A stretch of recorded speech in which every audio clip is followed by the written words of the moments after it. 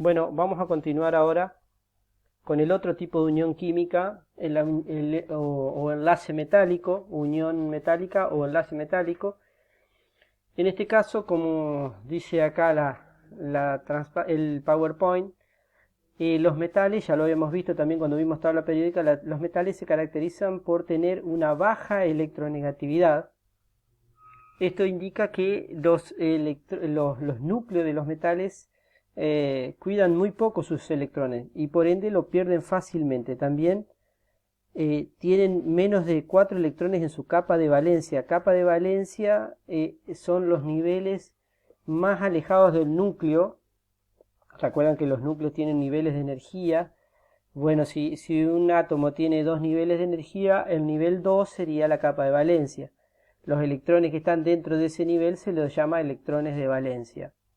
Si tuviera 6 niveles de energía, la capa de valencia sería el nivel 6, los electrones que están dentro de ese nivel. O sea, siempre los electrones de valencia son los que están en la capa de valencia, que la capa de valencia coinciden con el nivel de energía más alejado al núcleo que tenga ese átomo.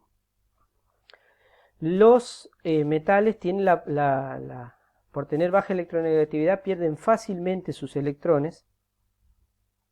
Entonces, ¿qué sucede? Cuando un metal se une a otro metal, ¿sí? Los electrones de uno de ese metal van a pasar fácilmente al otro metal y el de ese metal va a pasar al otro y así sucesivamente. Entonces es como que los núcleos positivos de esos metales se encuentran sumergidos en una nube de electrones, porque los electrones se van a mover continuamente de un átomo al otro. Entonces yo no voy a poder saber ese electrón a qué átomo correspondía, porque esos electrones se van a mover continuamente. Esto lo que provoca es que los metales, ¿sí?, tengan brillo debido a ese movimiento continuo de los electrones, formando como una nube, y dentro de esa nube están los cationes, los núcleos positivos de esos átomos. Y además, debido a ese movimiento de electrones, los metales son, por ejemplo, buenos conductores de la corriente eléctrica, porque recuerden que para que haya corriente eléctrica siempre tiene que haber un ion que se pueda mover, ya sea un electrón, por ejemplo, que es negativo, o un catión, ¿sí? Debido también a ese movimiento continuo de electrones, ese mar de electrones en el que están sumergidos los núcleos de esos átomos metálicos, son buenos conductores del calor también, que esas son las propiedades particulares que tienen los compuestos que tienen este enlace. Acá, ¿sí?, tenemos las características o propiedades de esos enlaces metálicos. Primero, conducen la corriente eléctrica por el movimiento de electrones. Acá tenemos una especie de gráfico donde estos centros serían los núcleos de esos átomos, y acá vemos esa nube, ese mar de electrones en el que están sumergidos, donde uno no sabe verdaderamente cada electrón a qué núcleo pertenecía. Debido a ese movimiento continuo de electrones, transmiten el calor y transmiten la electricidad, y además tienen un brillo característico. Y acá tenemos otro esquema donde se está viendo, esto sería el núcleo, y si prestamos atención, en determinado momento va a haber un salto de electrones de un átomo al otro, para indicar ese movimiento continuo de los electrones, ¿sí?, provocando esta nube característica del enlace metálico. También los metales forman redes cristalinas muy estables, ¿sí? Ahí tenemos esquemas de las redes cristalinas. La mayoría de los metales a temperatura ambiente son sólidos, salvo el mercurio, que es el único metal que a temperatura ambiente es un líquido de la tabla periódica. Son dúctiles. ¿Qué significa que sean dúctiles? Que pueden formar hilos o alambres delgados, ¿sí? Por ejemplo, los hilos de cobre en un cable, ¿sí?, que transmite la corriente eléctrica. Pueden ser maleables. ¿Qué significa esto? Que sean maleables, que pueden formar láminas delgadas.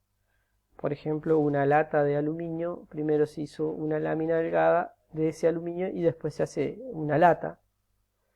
La dureza de los metales puede ser variable. Hay metales que son muy blandos, como es el sodio, y otros que son realmente muy duros, caso del cromo.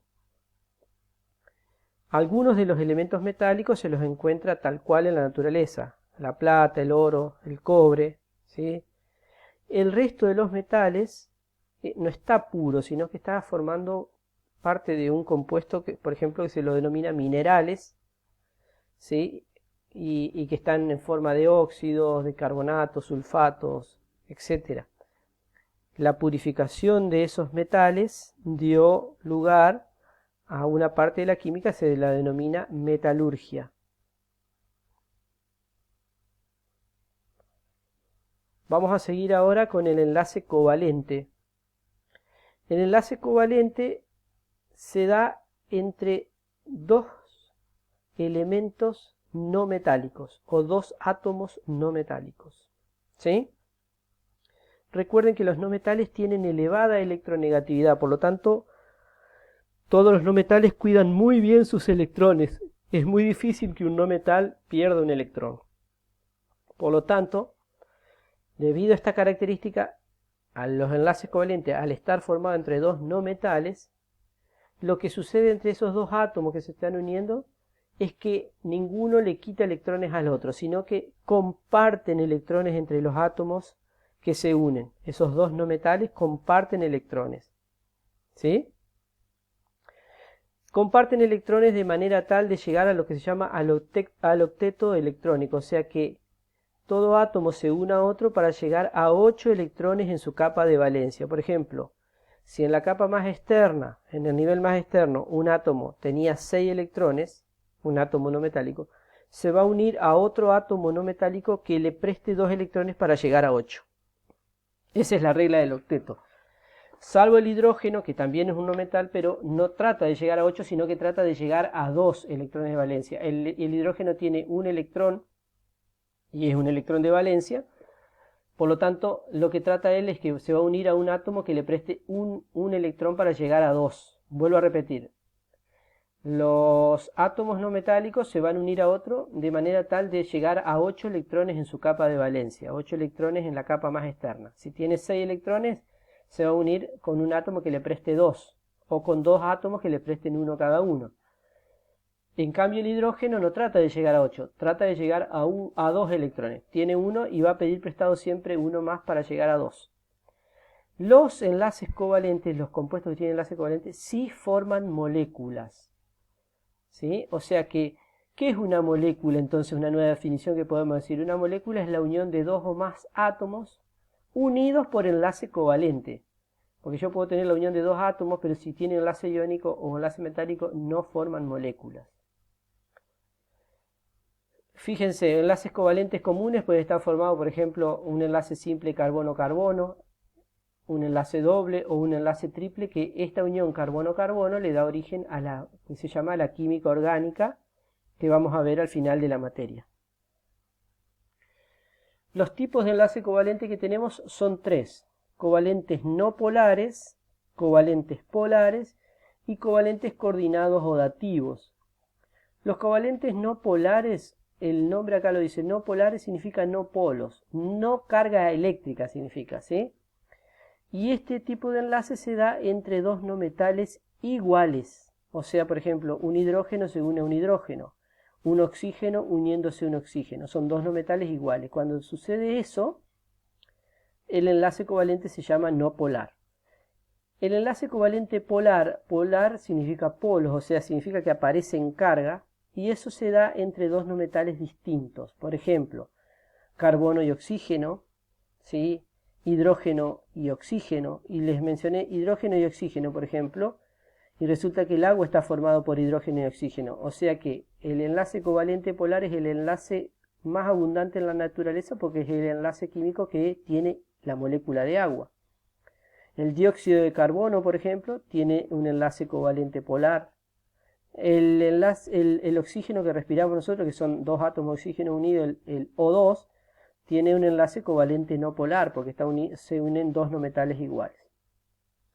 Y el coordinado o dativo se da entre dos no metales también distintos, ¿sí? Pero a diferencia del anterior acá es que ¿Recuerdan que todo átomo se unía a otro para llegar a 8 electrones en la capa de valencia? Se van prestando electrones. En el covalente polar se van prestando hasta llegar a 8. En el coordinado dativo, para llegar a 8, hay uno de los dos que aporta el par de electrones. No me voy a profundizar demasiado en esto porque realmente no me interesa. Me interesa más que reconozcan el covalente no polar y el covalente polar. Acá tenemos, por ejemplo, enlace covalente no polar. Se da entre no metales iguales. ¿Qué es lo que sucede? Recuerden que para que se forme un enlace covalente, los dos átomos que se van a unir van a aportar un electrón, ¿sí? Van a aportar un electrón cada uno para que de esa manera se mantengan unidos los dos átomos. Como la electronegatividad es la misma, porque los dos átomos son iguales, ese par de electrones compartidos se va a ubicar exactamente a la mitad de ambos núcleos. Y eso va a hacer que esa molécula no tenga cargas. El enlace covalente polar, acá tenemos distintos ejemplos, el agua, el dióxido de carbono, el óxido nitroso. Acá lo que sucede es que uno de los dos átomos va a tener un poco más de electronegatividad que el otro. Entonces, ¿qué va a pasar? El par de electrones compartido va a estar más cerca. El par de electrones compartido va a estar más cerca de aquel que tenga un poquito más de electronegatividad. Entonces, la nube electrónica de ese átomo va a ser un poco más grande que cuando estaba separado y va a hacer que este átomo quede con una densidad de carga negativa, se llama. Este es el signo sigma, ¿sí? La letra así, como si fuera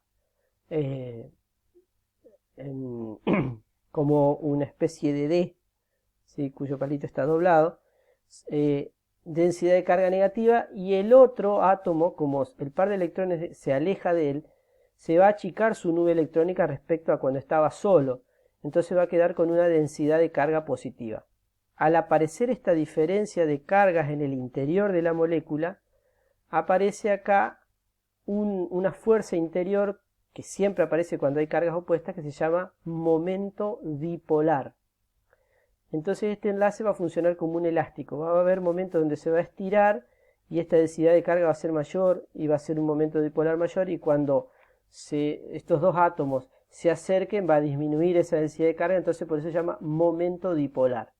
Esa es la característica entonces de los enlaces covalentes polares. Acá tenemos, por ejemplo, cómo se dibuja la estructura de Lewis.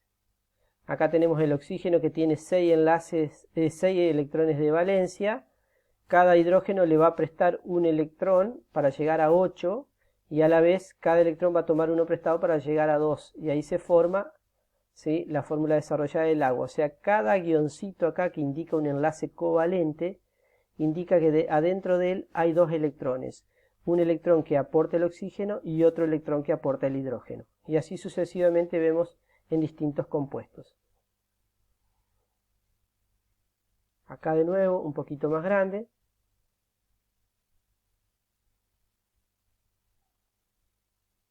Acá tenemos el enlace coordinado dativo. Por ejemplo, el dióxido de azufre. El azufre tiene 6 electrones en su capa de valencia. Por lo tanto, necesita 2 electrones para llegar a 8. Cuando se une con un oxígeno, el oxígeno también tiene 6 electrones de valencia. Acá lo tenemos en rojo, ¿sí?